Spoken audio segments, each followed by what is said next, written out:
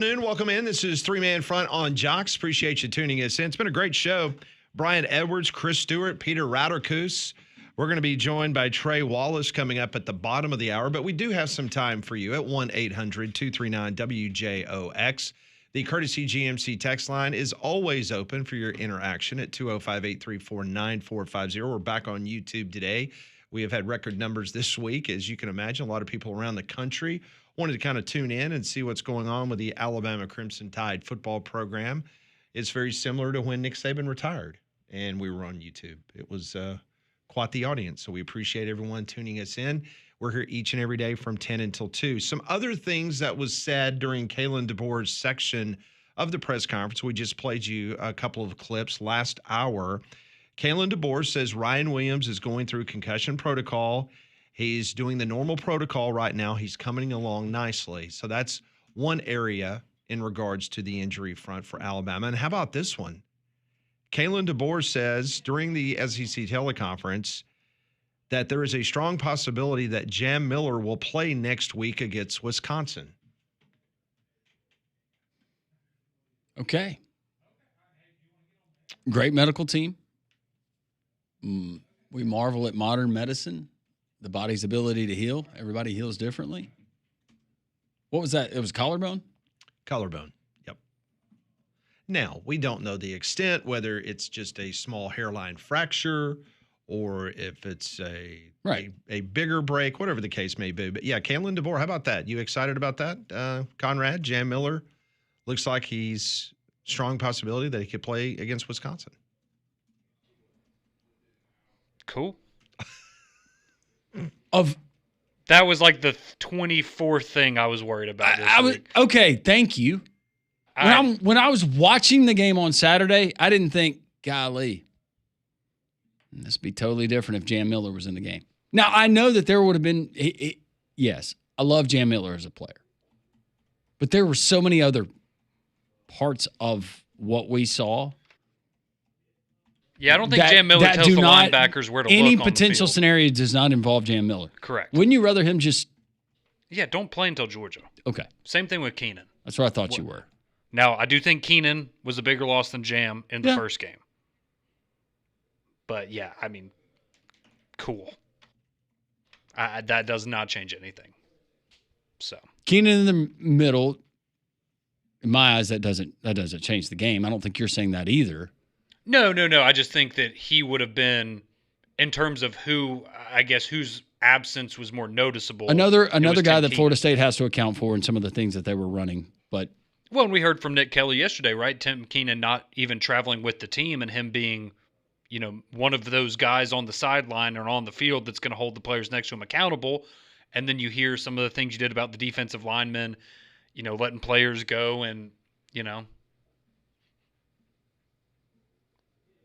abuse them a little bit or whatever you want to call it. You got the defensive linemen chuckling with each other on the last drive of the game when you're down 2 scores on the road and you're laughing.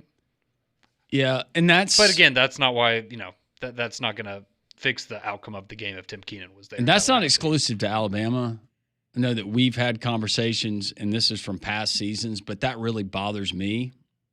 But that's unfortunately that if you're frustrated with what you're seeing on the field, and those kids a lot of times don't visibly show that frustration, and they're cutting up on the sideline, and it's like, why is this more important than it seems to be to him? Yeah, that rubs people the wrong way. Yeah, and look, neither of these things are right. I don't think you should be on the field laughing and cutting up with your teammates when you're losing or about to lose a game, especially in upset fashion like that. Just like I don't think that, Malachi Moore should have gone and kicked the football against Vanderbilt last year. No. But not saying you should go into a deep state of depression or hurt yourself. No, but you know what? I will say this, is when Malachi Moore punted that football against Vanderbilt, you knew that he gave a damn. Yeah, right. And I'll take that over the alternative 10 times out of 10.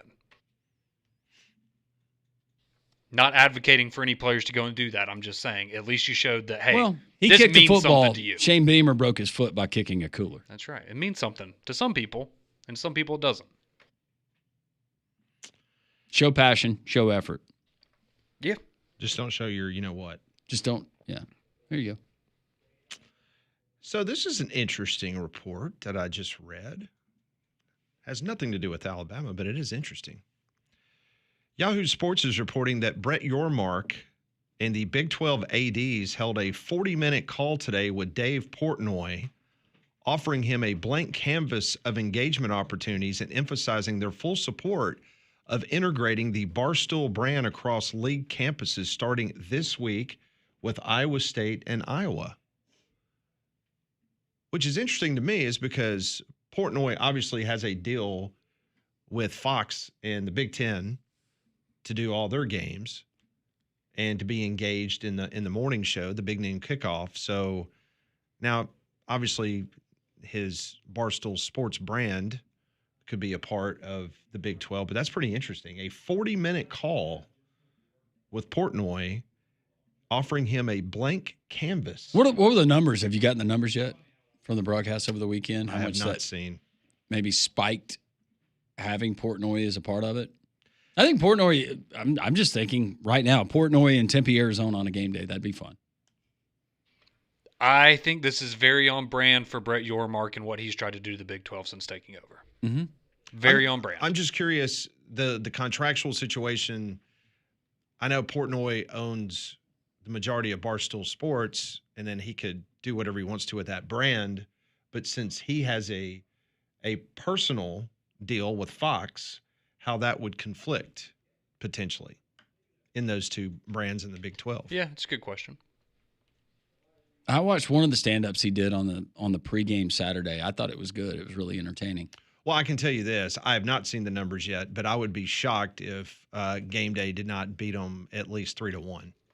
Yeah, with what they had going on. Oh, sure. yeah. Well, I think Portnoy's comment was essentially the ratings were so bad, they're not going to get any worse with us doing it. So, there was nowhere for that show to go than up with Barstool coming in because nobody was really watching. Do you think viewers will find Portnoy and kind of his shtick more entertaining than they do Pat McAfee? Does he turn without them knowing the backstory of Portnoy? If they're just watching and they're like, "Who is this guy?" Does he turn viewers away like he does some demographics, or not?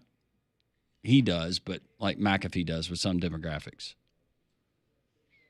I think Pat McAfee is generally more respected than Dave Port in terms of being a media personality. I mean, I know that he was a punter, but he played in the National Football League. Yeah, I mean, correct. He knows football. I mean, Portnoy knows Michigan football. Well, and Dave Portnoy on the show said, and this might have been on a podcast like yesterday after the show aired, but he made a comment saying he thinks he's smarter than 99% of offensive coordinators in college football. That's the kind of stuff that if you're watching that on a Saturday morning, people are going to go, okay, you're one of those guys. Okay, yeah, you're the armchair quarterback that thinks that you're smarter than everyone else in the room, when in reality you're a smart businessman, but and the same people that come on will text into our show or call in or just on the street, and you're having this conversation, and they say, well, when that McAfee comes on, I turn it off. Those same people, they're watching. They're watching every bit of it. They want to get fired up. They want a reason not to like him. So they're going to listen. I think Portnoy also really enjoys telling people how much money he has, which is great for him, but I think that kind of thing kind of rubs people the wrong way. Yeah, probably would. Very Just much throwing so. that out there. So we're kind of coming out of this weekend malaise of this Alabama FSU loss. We still talk about it, but there's other things going on in the sports world, including the National Football League getting ready to kick off once again overseas as it's coming up this week. Roger Goodell stopped by the Today Show this morning, and take a listen to what he had to say about the potential artist for the Super Bowl. Is Taylor Swift invited to play the Super Bowl this year, the halftime show? We would always love to have Taylor play. She is a special talent, and obviously she would be welcome at any time. Is it in the works? I can't tell you anything about that. Is it a maybe? It's a maybe. Okay. Okay. We'll take a maybe. It's a maybe. Okay. At what point can we expect the decision to be announced? I'm waiting on my friend Jay-Z to be able to help me with that one. So it's in his hands. I'm waiting for the smoke to come out. So, Okay. Yeah. Okay, good. But you're a Swiftie. Team I'm Swiftie. definitely a Swiftie. Of course you are. All right, there you go. So the commissioner has spoken.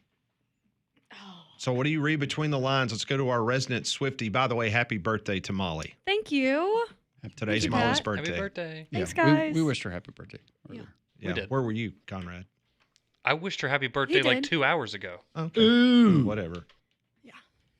So what do you think? Happy What reading or listening to those comments is him saying maybe? Is that a yes? Really? See, honestly, I would be more shocked if she did it. If this is actually going to come into fruition. Because I know in the past she's been like one of the, I guess, candidates to do it. And she's always said no because of other things. But maybe this year we'll get Taylor's Super Bowl halftime and their wedding all at halftime at the same time. What? Could you imagine? Have they announced a date?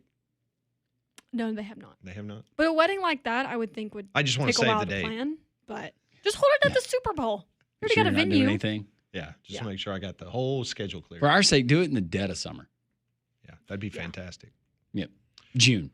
All right, so if you're keeping score at home in regards to when the other halftime announcements came, in regards to who is going to be the artist, so Kendrick Lamar was announced on September the 8th of 2024. Usher was announced on September 24th of 2023.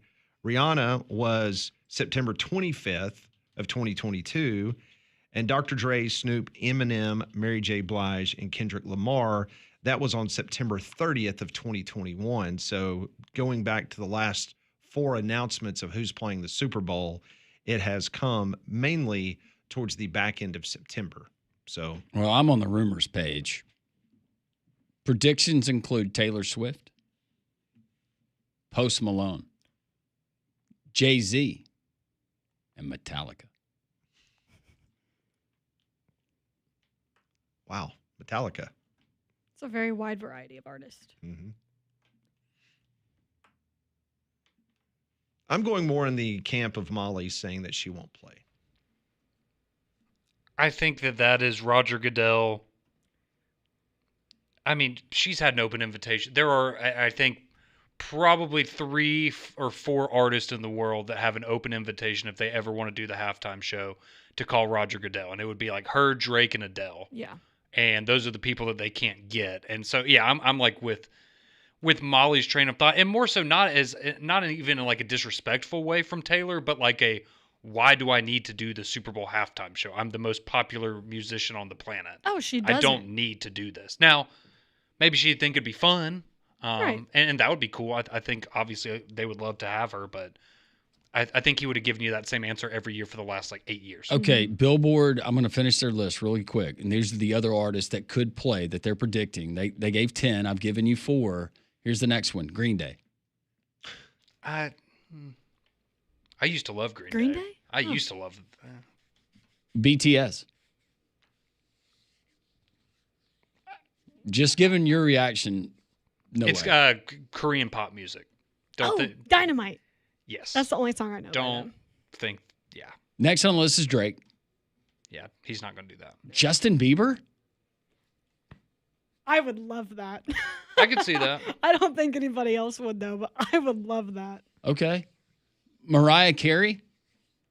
Is she going to sing Christmas songs or is she going to play her actual songs? Lady Gaga is their final one. Has she done it before? She did it in 2017. Okay, I was I was about about to to say, say, I feel like Lady Gaga's done it before. Yeah. Because if she hadn't, that'd be that's an easy choice because she's a very good performer. Okay. There's your options. At some point, because Jay-Z is the one, like he said, in charge of selecting who performs. At some point, he's going to make himself do it, I would think. Yeah. We'll see.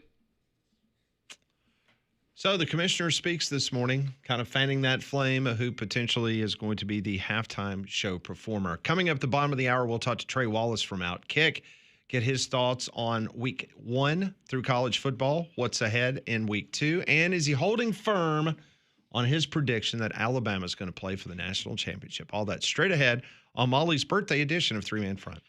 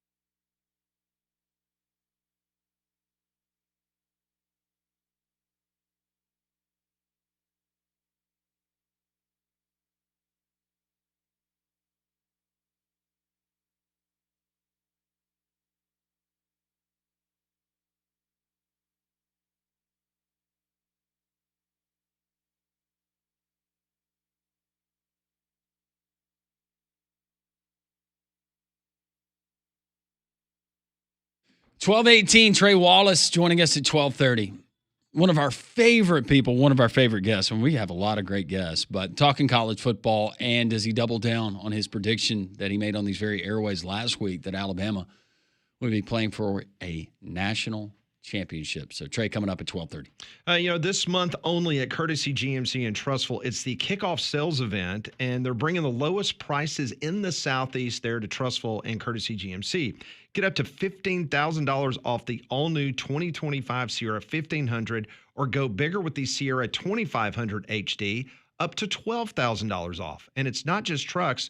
Drive off in a Yukon or Acadia with up to $5,000 in savings. Plus, every new GMC comes with the exclusive 7-year, 100,000-mile powertrain warranty. Go check out their 9 acres of inventory. They're in Trussville, right off of I-459 exit 32, and you can, of course, see them from the interstate right there off of 59 as well. Edwards Lake Road next to Lowe's. That is Courtesy GMC. Your interaction is vital to the show each and every day, especially during college football season. We love hearing from you. On the Jox text line, 205-834-9450. Sean texts in and says, this was commenting on Chris Stewart, his weekly appearance presented by Craneworks. You can find it at the podcast if you missed it. Come on, Mr. Stewart. This coaching staff doesn't prepare well, doesn't make adjustments well, and just doesn't meet the Bama standard. They will not get another dollar from me. Just like they went back to work after Vandy, Tennessee, Oklahoma, and Michigan last year. Open your eyes. This one, Chris sounds more like a coach, more so than DeBoer. That is well written in several paragraphs, but we just don't have time to get to it. Thank you for taking time. We are reading it, just not on the air. Brandon says, what would y'all feel comfortable setting the over-under on Bama wins and betting the over currently? Well, it was 9.5 to start the season, right? Yes.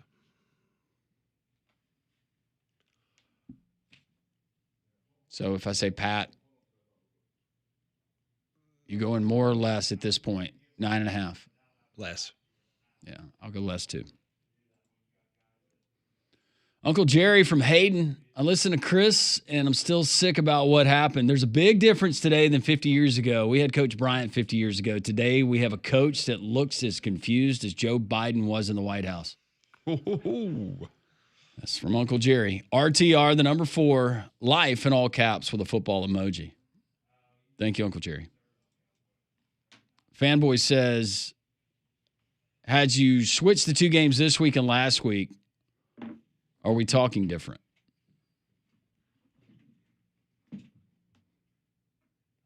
I'm confused. What's the question? Had you switched the 2 games this week and last week, are we talking different? So does that mean Alabama against La Monroe doesn't look good but still gets the win? Or are you saying they lose to La Monroe? I don't. Fanboy, please clarify. Imagine showing Bear Bryant a video of Ryan Williams doing TikTok dances. Just imagine showing the Bear anything on TikTok.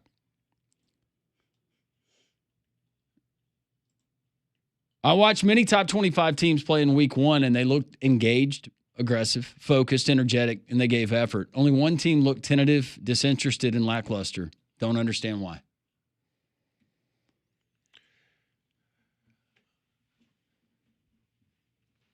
Not going to read that one, but thank you, Scott from Long Island. Let's be real here. The only thing DeBoer is coaching for is that big buyout. If you want to see DeBoer get excited, fire him and tell him he's not getting that buyout. We have to quit giving these coaches these crazy buyouts on their contracts. This one from Montgomery. Kamala DeBoer? Justin says and asks, does Bama cover the 36.5 versus La Monroe? Conrad? In every other situation before this, I would have said bet the house on Alabama to cover, and I still want to lean that way, but it's only 36.5 now? I thought it was like 40-something. No, it's always – and now open up at 37.5. Oh. Man. I don't know. That's stinky. In the past, Miami players got off the bus in Army fatigues. These days, Alabama players are getting off the bus with stuffed animals. Interesting contrast in the mindset of both. I remember that game well. Would it be better if he had a G.I. Joe figurine? Look at Conrad. He's just sick.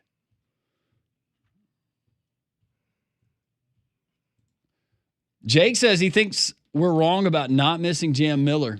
His ability to be a safety net in the pass game for Ty Simpson is huge. The other backs weren't able to bring that against FSU, and that could have helped Ty out a lot. Could have. Yeah, Ty also would have had to make the right decision, though. Jam Miller play linebacker? I was about to say, I was more taken aback by what I saw defensively than offensively. Agreed. For sure. But thank you for the text, Jake. Another Joe Biden reference? Somebody asking us to do another Auburn football contest. We had a winner earlier today. There's going to be heading in that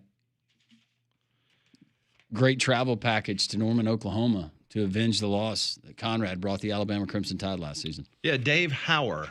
Congratulations to Dave Hauer. He was the winner of the Total Sports Travel Auburn, Oklahoma. He was the winner.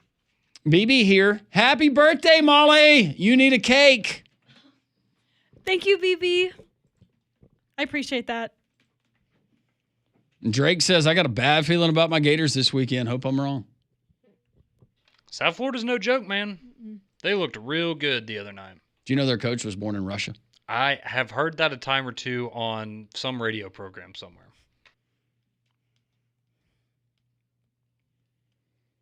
A lot of the people who say they don't like McAfee do not watch his show when I say that I don't listen to 1 minute of that Feinbaum show.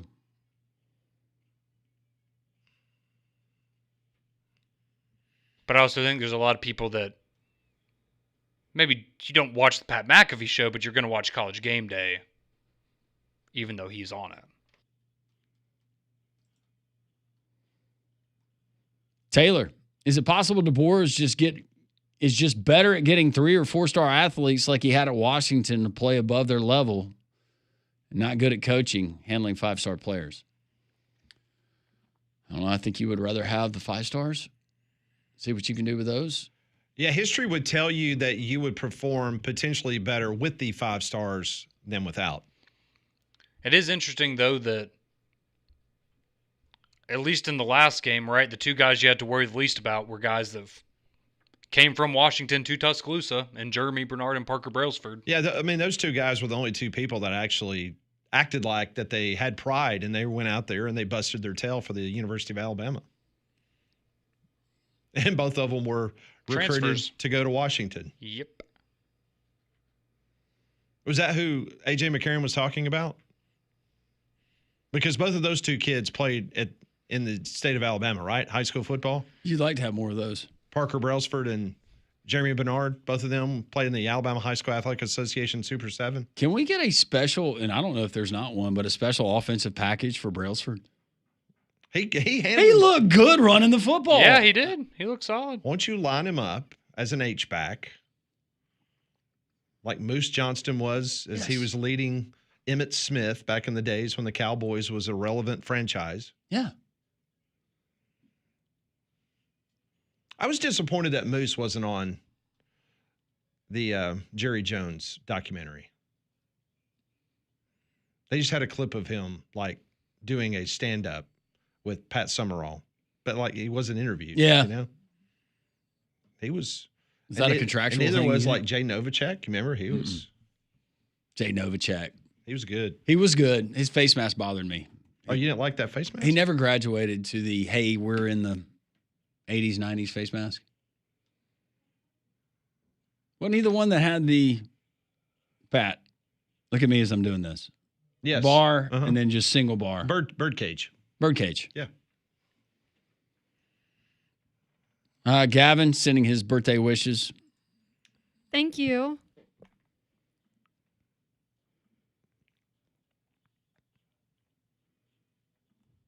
Huh? It's been said before, but a off-the-chain alpha will solve much of what Bama is experiencing. Neck roll, Stick 'em to elbows, tape fingers, alpha that explodes through people. That one from Chicago. You had me at neck roll. Back in the good old days. Mm-hmm. You got a neck roll. We have a backup linebacker at Hewitt-Trussville that wears a neck roll. And Yes! I love it. I love it. Yes. Well, you had the neck roll, and then you had the actual roll. And then when I was in high school, you had it kind of looked like something that Vader would wear on the or on the back of his suit that he wore. Did y'all see the article on AL.com about season tickets? Yeah, I think Michael Casagrande did an article about the secondary ticket market and some of where tickets end up in regards to people buying the season tickets. And then, I'll check back in on the show after the Georgia game because I see y'all are going to be petty until they prove something. I don't need the sarcasm. Y'all are too happy about the FSU loss. But hey, cheers. Appreciate the text. Is that what we're doing? I thought we loved Alabama too much. Oh, you do. I know, it's just funny because people always say that we're an Alabama show and we're all Alabama fans, and now we're being petty and we're happy that they lost. Well, coming up next, we're going to talk to Outkick's Trey Wallace. We'll see if he is standing firm on his prediction that Alabama will play for the national championship this year in college football. That's straight ahead.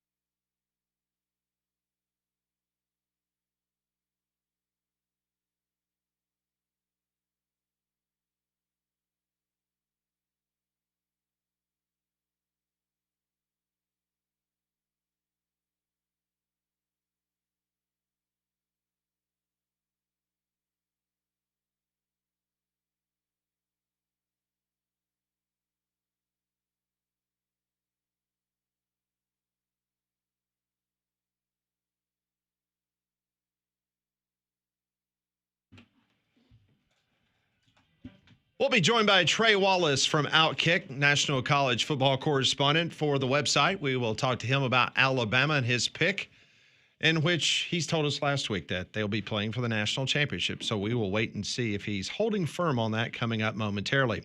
Is that old tree leaning a little bit too close to your house? Don't wait for the next storm to make that decision for you. Call Golston Tree Service, 205-337-4443, your trusted local experts in fast, affordable, and professional tree removal, trimming, and cleanup. They also offer that 24-hour emergency tree service.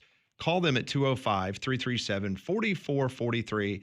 That is Golston Tree Service. Well, our friend Trey Wallace, who joins us every single week during the college football season, national college sports reporter for Outkick and Fox. He was there in Columbus, Ohio for that big matchup between the Horns and the Buckeyes last week. But he appeared on our show last Wednesday at this time, and this is what he said. It's going to come out tomorrow, but I'll go ahead and tell you guys. Now, I got Alabama playing in the national championship game against Clemson. Joining us now is, I hope he's still our friend, Trey Wallace, who joins us on the Higginbotham Hotline. Trey, how are you? All right, guys. Y'all have a good afternoon. I appreciate y'all having me. Oh, boy. Goodness gracious, man. I mean, it was a week ago. I couldn't have said that during the summer. I was going to say. I'd have felt a heck of a lot better. I mean, no, Alabama will not be playing for a national championship, and if they catch 3 more losses this season, they might be looking for a new coach. Okay, so let's go back to Columbus, Ohio, as you're wrapping up your coverage of Texas and Arch Manning losing there at the in Buckeye Nation. And you were kind of had that side eye of what was going on in Tallahassee, Florida. Tell us what you were thinking and what everybody else around you was saying about Alabama. Yeah, the most interesting part of it. So the game had ended in Columbus, and so we're all back in the press box after the, Sarkisian and Ryan Day, gaggles and whatnot, and we're all sitting there, we're all writing, we're doing our thing, and all of a sudden Florida, Alabama scores, but then Florida State just comes hammering back. And we're all looking at each other. I'm sitting next to Blake Topmeyer, and Ralph Russo's near me, and Bill Bender, and we're in shock because they put it on the TV above. So we're sitting there, we're looking at the Florida State line of scrimmage just dominate Alabama. We're like, okay, this has got to be first game jitters. This has got to be something where Alabama just out of their element. The football gods decided that it was going to create a downpour on Alabama's, I think, third drive. I think right there in the second quarter. I'm like, oh, okay, all right. Now they have to play in a downpour. Florida State didn't have to, and then all of a sudden sunshine comes right back out. It was something that was shocking. I left. Somehow I made the trek back to a hotel at halftime. Got back there at the start of the third quarter, and in my mind, I was thinking, okay, like Alabama's going to at least put up a fight here. And once I realized and saw that they had no response on the line of scrimmage, and they were getting beat down the field. And then I'm breaking down some film, and I'm seeing that Alabama's lined up in the wrong gaps on defense, and they look nonchalant going to the edge. My mindset completely changed about this team. And I think that looking at it right now, they have so many bigger problems that 1 week, 2 weeks, 3 weeks, they're not going to change. It's not going to change the mentality of fans. I think heading into that Georgia game in a couple of weeks, sure. If Alabama comes out and looks decent on offense over the next 2 weeks against, this week against Sisters of the Poor, a team that beat them in 2007, maybe there's a little optimism that changes just from those crazy fans. But I look at it, and no offense, this is a team that 1 month is not going to fix what I saw. The 1 month not going to fix lack of effort. 1 month is not going to fix getting beat so bad on the line of scrimmage that you're beat into submission that you don't recover. And I think that looking even at Ty Simpson, Ty Simpson was okay on Saturday. Like, I'm not putting this on Ty Simpson. His offensive line couldn't block. He's running for his life in the pocket. He's not getting much help from Ryan Williams down the field. And I'm talking about before the concussion, not after, obviously. This was the most surprising thing that I have seen in college football in quite some time. And I've seen some things. And you look at the biggest, here's the biggest thing. Alabama did not need any ammunition going to that game. Thomas Castellanos gave them everything they needed during the summer. And that's what you brought on the field? That's what your former coach Nick Saban is dragged into it. Your current coach Kalen DeBoer is dragged into it. All the talk, the locker room bulletin board material, and that's what you bring to the field. There's a lot more problems going on inside that football program right now than what you're seeing on that field. I think it's just translating to the field on Saturday. And they always tell us, don't overreact to week one. Let me tell you something. I'm overreacting to week one from Alabama. I might not be doing it for Texas and Ohio State, but, man, that was embarrassing. And it feels like this program. I said this to somebody yesterday. I was talking to a booster at Alabama. And I said, and I'm going to keep it PG on here. I said the biggest thing that Alabama lacks right now is they don't have that guy that comes off the bus and opposing teams are scared right when they walk into the stadium for their little pregame walk. That's what's missing right now. There's no attitude with this team. They got slapped in the mouth numerous times on Saturday, and they didn't slap back. They didn't punch back. They didn't get them back in the trenches.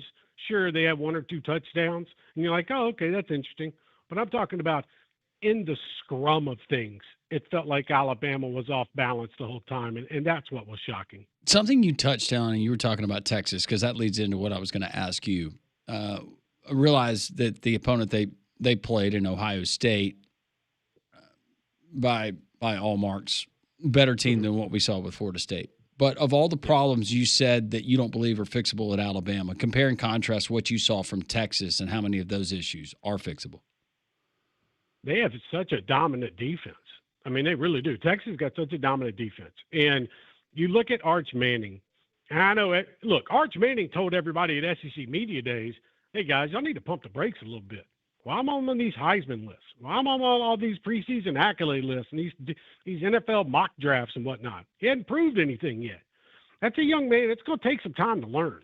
It's going to take some time for him to be that star quarterback. That's why I always laughed during the preseason. Oh, well, you know what? He's going to be, 1 year as a starting quarterback in Texas, then he's gone to the NFL. No. There's a plan in place. He's going to be a 2-year starter at Texas. And what I'm getting at is when you walk into an environment like that, first game of the season against Matt Patricia, who you're going to have a hard time trying to scheme against, I don't care how good your offensive coordinator in Sarkisian is, and they were loading the box on Arch Manning, I just feel like Texas has a lot of promise. I think that they learned from that game. I thought Arch in Texas came out in the second half. They established a few drives there. That were, one of them they scored on one, then the other one, they broke down, but they're going to be okay because they have enough playmakers. And I sit there and watch them on the line of scrimmage battle Ohio State for 4 quarters. I know what the final score was. They shut down Jeremiah Smith. Julian Sayin, the Ohio State quarterback, had a couple dime passes to Carnell Tate along the sideline. Like it was just a back and forth battle. What I saw in Tallahassee, that wasn't a battle. That was a whooping. And Alabama found a couple opportune times for a touchdown.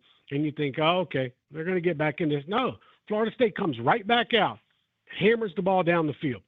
And they did it with a guy and a quarterback who ran his mouth all summer long. And props to him. Props to him for living up to it, for going out there and leaving it on the field. The problem is Alabama's just lacking that mentality. I saw Ty Simpson say something along the lines of, they felt like the offense got complacent and whatnot. Man, those are excuses, man.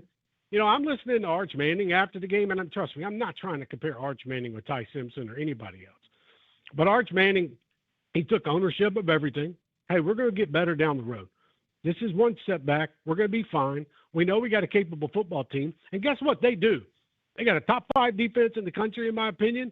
They got an offense with so many playmakers. They got it at running back. They got it at wide receiver. They got it at quarterback. Arch is going to continue to grow. I just think those expectations were a little bit too much, especially a first game at the shoe. As for Alabama, guys, I was at that Alabama Vanderbilt game last year, and it was almost like that was a shot to the gut they never recovered from. And then you go on the road to Norman, you lose that game. And then, and by the way, that quarterback out there, that was on the sidelines at Norman is now the starting quarterback now at Auburn. And then Alabama comes out and beats up on LSU, and you're like, wait a minute, what's going on? But then for all the talk for everything that went into the offseason of this, we're changing the philosophy at Bama. This is a different standard. The defense is going to be stout. We're going to get after everybody. We're going to turn this thing back into how it was under the previous coach.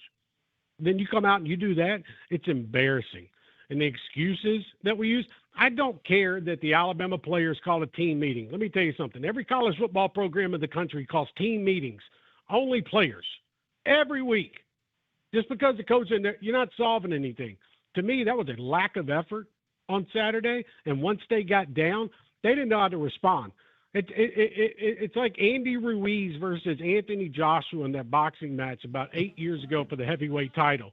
Andy Ruiz kept hitting him and hitting him and hitting him, and then Anthony Joshua didn't come out of the corner. And the referee called the fight. That's what happened Saturday in Tallahassee. I don't know how Alabama responds. As Trey Wallace from Outkick joins us every Wednesday here on Three Man Front. Before we let you go, I had to ask you about Clemson and LSU. LSU, very impressive. All of that new talent, and of course, they spent a lot of money in the transfer portal, but it paid off the other night against Clemson. Do you still like Clemson to maybe rebound and still find its way into the CFP and maybe even playing for a national championship like you predicted? You know, it's kind of the same feeling that I had leaving Columbus, driving home Sunday morning. Two teams that were going to be in the playoff contention once the first rankings came out. You know, and I'm talking top 12, top 8. I think Clemson is still there. I think Cade Klubnik kind of out of a bad game. LSU got after him. He got a little frazzled in the pocket. That's okay. But I've seen what Cade Klubnik can do. I know that he can be that guy in the ACC. He can go up against Carson Beck and whatnot and be in contention. And they got studs all over the field on defense and offense, but LSU just found a way. And then there were times where also it kind of confused me. LSU was running like the same little mesh play 3 times in a row. Clemson didn't adjust to it. Then you saw on that touchdown, the final touchdown from LSU, where pretty much they just threw everybody to the right side of the field in the combo formation, and they had 1-on-1 on the bottom, and Garrett just threw it up, and LSU was able to make a play. So what I'm getting at is Clemson's going to learn from it. I think that even though Dabo kind of wanted to run his mouth and give weird grades like 65 and 58 doing something yesterday, I had no idea why he was doing that. But Clemson, I think they went head to head with LSU, and somebody had to win that game. And I just think that there were times where Clemson was a little off throne. And I want to add something about Alabama on the way out here. Alabama's got studs all over that field. Okay, Alabama has talent. Alabama's got 5-star talent.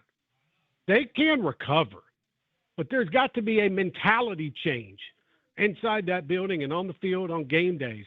You're not going to prove it to me against Louisiana Monroe. I'm sorry. Go out and take care of business, win that football game that you bought. You got to go do it against Georgia.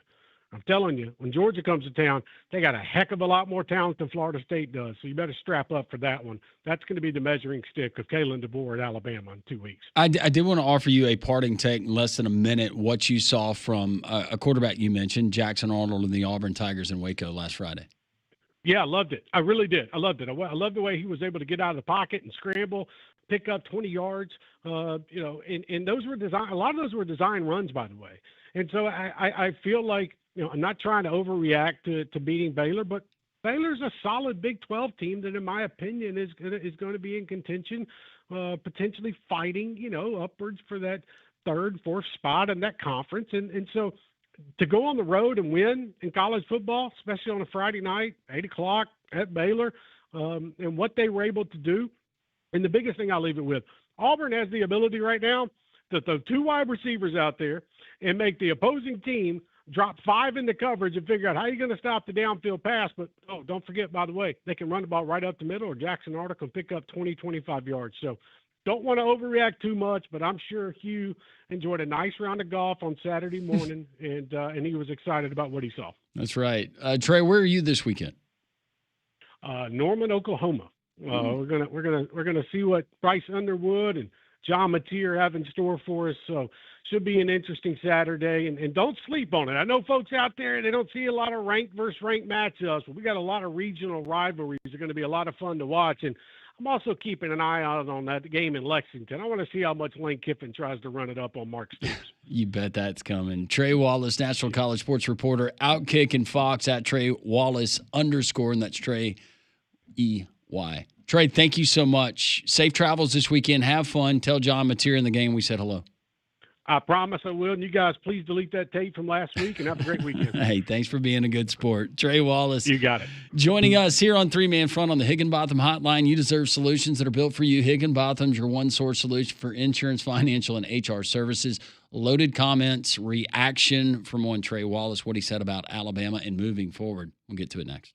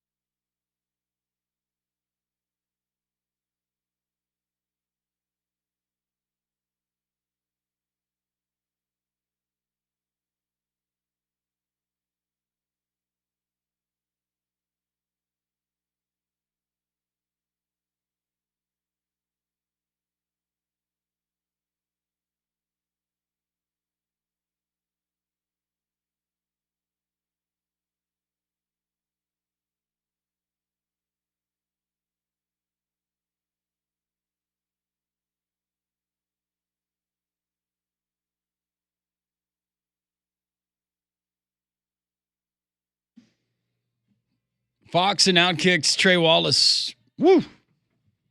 1 week after predicting Alabama will win a national title, he has a right to change his prediction. He did so. If you missed Trey's visit with us, you can find it there at the Three Man Front podcast at joxfm.com. You can always download the station, the show, all of our Jox programming, take it with you wherever you go on the Jox app. We appreciate all of our viewers on YouTube, on Jox TV as well. Conrad, you got to applaud Trey Wallace, what he said. It was unfiltered. His reaction, somebody who totally bought into Kalen DeBoer in season number 2, absolutely bought into Alabama for the 2025 season, and then reacting to what he saw. I think the most telling thing, if you're going to highlight everything that he said, but the most telling thing is he saw things last Saturday that are not fixable. Yeah, and I thought he did a great job of essentially summarizing kind of every thought that you've heard from every corner of the fan base, from the media, from people that even don't care about Alabama, but were just so shocked by what they saw. I thought he did a really good job of encapsulating all of that in what he said. And yeah, I mean, the reality of it is it's different than, because there's a lot of people that want to go back and point to, well, Alabama's lost early in the season before and they were able to come back. But watching the game, I find it hard to believe that you could have sat there and watched that game as an Alabama fan and not thought at some point to yourself, this feels different. Because, again, not to be a broken record, we've talked about it a million times this week, but the one thing you can't live with is not giving effort, right? You can give up if the other team, if Tommy Castellanos came out there and just absolutely lit you on fire, which he ended up doing, but he just looked like an incredible quarterback. Gus Malzahn had a great game plan. Those are things that are frustrating and disappointing, but you can work on that. You can't force people to care. You can't force people to want to go out there and give an effort. And I think it's very fair to be concerned about what the culture is and what the locker room's like, because that should never be a concern for not even for Alabama, any college football program. It is a privilege to get to go and wear that uniform on Saturdays and represent that school. And you shouldn't have to be motivated to want to do that. What you just said, though, that was my big takeaway from the weekend and what I saw with Alabama. I had doubts, certain doubts, but you have doubts about every college football team entering the season. Certain aspects of their game, you have doubts or you have question marks. And I had those. But it was different, and it was different watching it. And it struck me differently than even the 4 losses last season struck me. Whereas I had some doubts, now I have serious doubts and reservations on the long term. Is this going to work with Kalen DeBoer running that program? A lot of Alabama fans, just college football fans. People who cover it, do it for a living like Trey. That was their takeaways as well. What are your takeaways? More of your texts on the Jox text line, 205-834-9450. The much anticipated 4th hour of the program comes your way next.